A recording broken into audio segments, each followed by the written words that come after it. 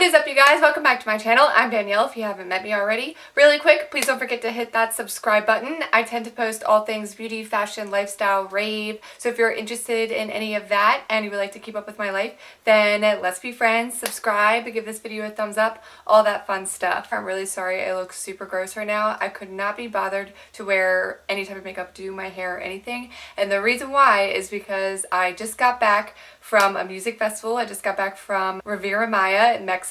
We went to the Deja Voom Music Festival hosted by Bassnectar. If you guys have been following me or watching me for a little bit, then you'll know that I was planning on doing this. We bought our tickets like long ago, back in August, and this was my first Bassnectar live set experience, and today I decided to give you guys a whole lowdown on the festival and the experiences that I have and just my opinions on everything during the festival. With that being said, this video is just kind of like a talk over. I still have a vlog coming. I've vlogged as much as I possibly could, but there's so much footage that I have to go through and I wanted to get a video up sooner than later. So this is just going to be kind of a review and like a lowdown on everything. And then if you guys want to see it like live action, then stay tuned for my vlog that will be up shortly after this video. I'll start as soon as we landed on the plane. We arrived at Mexico in Cancun, and we went straight to customs, went through that line, got everything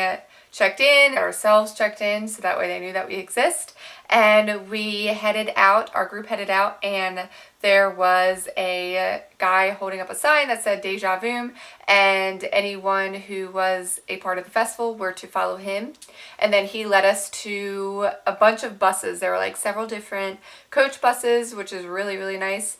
And you basically gave him your name and then he checked you in there. The ride from the airport to the resort was about 45 minutes, and then once we first got in, it was check-in time. And at first we were a little nervous because it was a little bit chaotic, but actually, I must say everything was like super, super organized. It was pretty rad. Once you checked into the hotel, they gave you a couple different wristbands. They cut the other one, they took it away, but this is the festival wristband.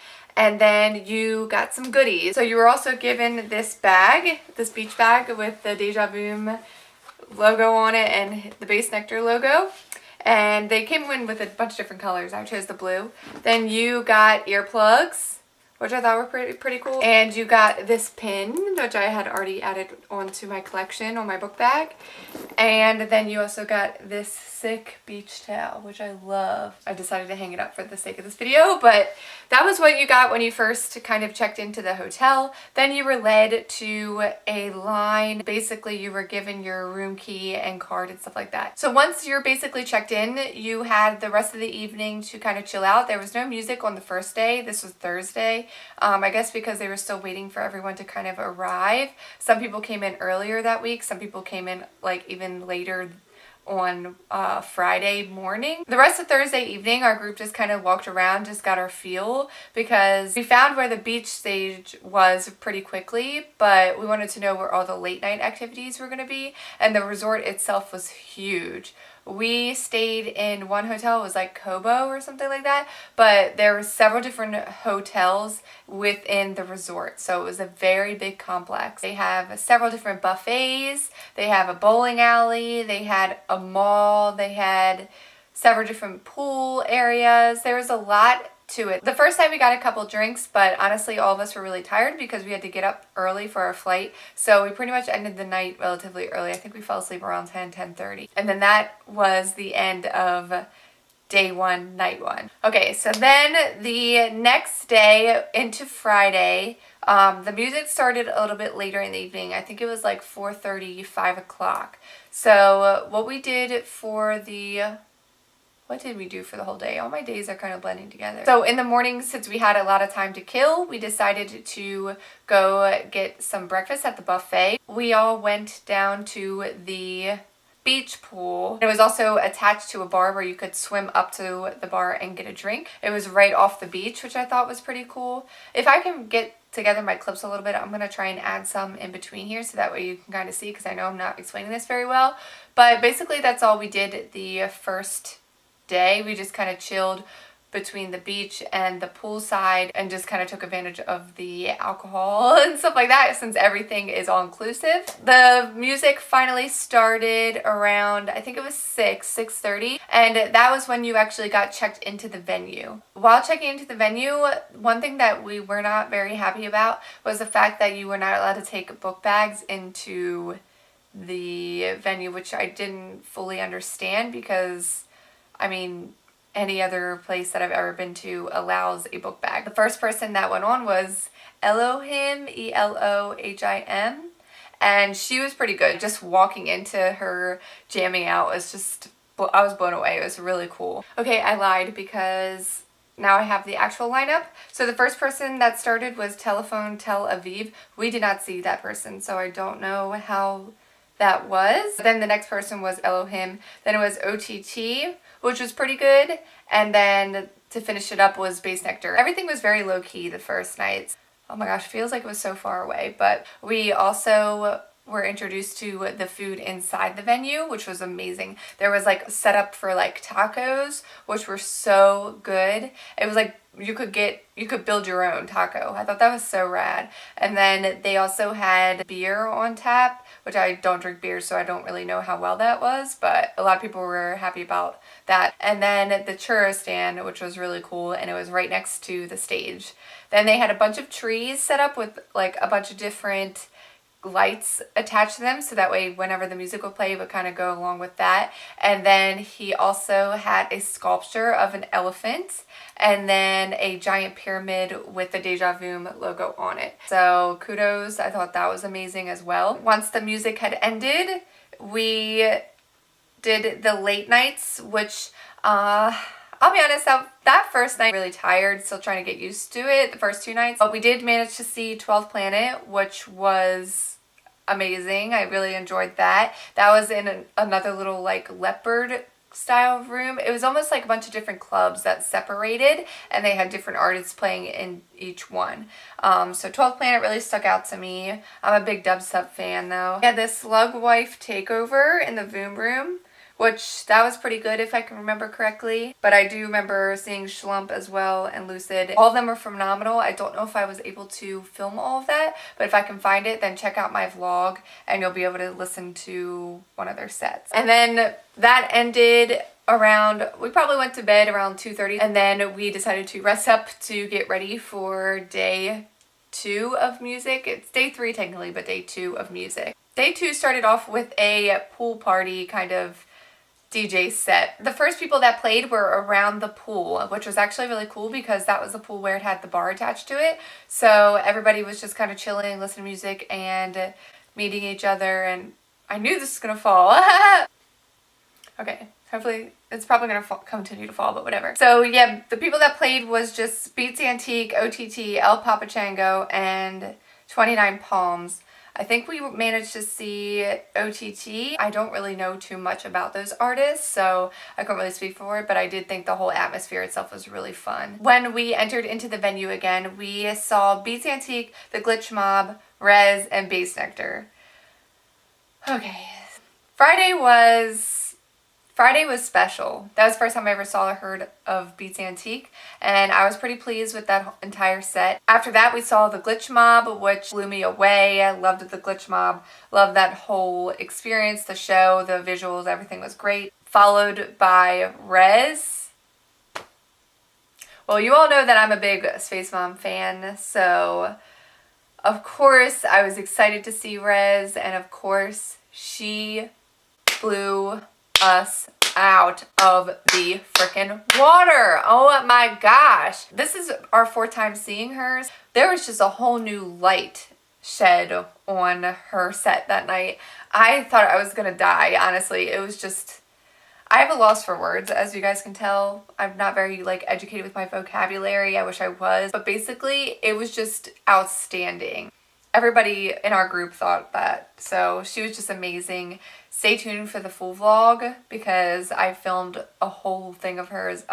She just, I'm gonna end there because I could go on and on. Of course, from there, you're already so hype, and then bassnectar comes on. Once again, amazing set. We were standing in the crowd, but I feel like our group isn't really like crowd people. So we finally migrated towards the back where all the trees were. And that was the most amazing experience that I have ever had. Like dancing around in those trees with the breeze and my friends to Bass Nectar was such an experience that I will never forget. And from there, we followed to the late nights, Thriftworks, Cursa and Seppa, El Papachango, and Yeti in the Deja Voom. We liked Schlump. We liked the Glitch Mob, obviously, and Yeti. But I wasn't able to see Yeti because I got too tired and went to bed. That was at 2:30 in the morning. I have some footage that I'm going to show you guys because I honestly, I'm not even going to front, I don't really remember too much for the late nights. That leads us to day 3, which was also one of my favorite days. Day 2 and day 3 were just, they blew me away. So to start off first, we had Dorfex Bows, and we got there really early, so we got to see the whole thing. I was very pleased with Dorfex Bows. I thought it was really good. After that, it was Claude Von Stroke, which is house music, and that was my first house experience. And my group, I'll be honest, they're not like too into like heavy house, but I like everything, so I was like, let's try it. And Holly and I kind of jammed out and we were feeling it. And it was the Dirty Birds with him, I think. Yeah, Claude Von Stroke and the Dirty Birds.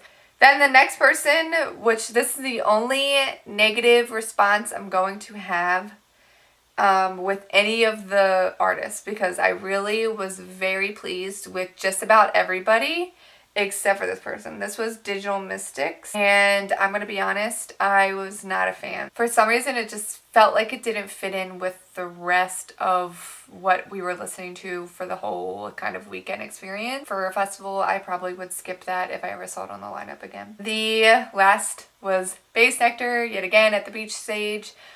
Super phenomenal set. I definitely was that girl that was like spinning around like, what is that girl doing? But that was me, and I loved every moment of it. I'm not really good at explaining like the kind of set that it was, so I'll just kind of post some clips so that way you guys can kind of hear the magic. From there, we went to see Anacia, which we got so hard down to. She was amazing, and we got there early, so we were like front row for it.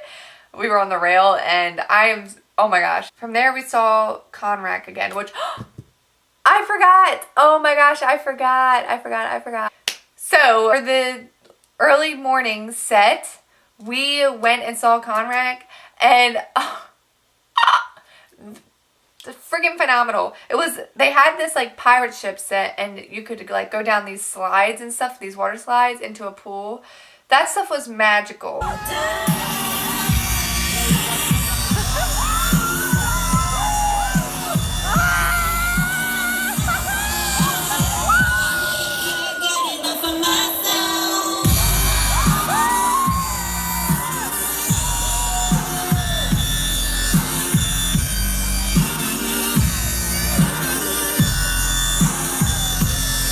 Okay, and we were able to see Jansen and a couple other people. Oh my gosh, he blew us away. Total Conrack fan now. Like, I'm obsessed. And since he was playing later on that day, we decided to go see him late night. And we were on the rail for the entire set. I don't think I've ever been so sweaty in my entire life. Huge Conrack fan, huge Rez fan, huge Anacia fan, huge Bass Nectar fan now. Huge, who else did I love? Elohim, I'm a huge fan of her now. Huge fan of Claude Von Stroke. These people just took it away. The Glitch Mob, all of them. I would definitely go pay money to see again. So I definitely feel like I've been talking in circles the entire time just because I'm fangirling so hard about everything that happened.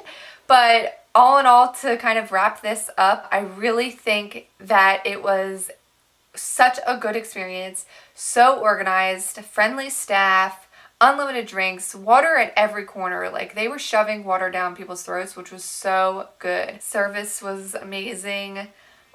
There's just nothing negative that I can say about the resort, so I definitely would pay money to go back to that specific resort. which was called the Barcelo Grand Hotel Resort. I'll write it somewhere. Then as far as the music and all the sets, the only one that I wasn't impressed with was Digital Mystics. Other than that, I loved and enjoyed every single set. Since I went there only really knowing Rez and Bassnectar, I was able to discover a lot of new artists, and I was very, very pleased with the majority of them. The weather was fantastic. Everything was perfect. There was not a single like negative aspect about the entire trip, and I am very sad that I'm home now. I think that's just about everything that I wanted to say or talk about. If I missed anything, I'm gonna probably write it up on the screen like I normally do. Stay tuned for my vlog. Don't forget to give this video a thumbs up if you enjoyed it, and I will see you guys in my next video. Bye guys!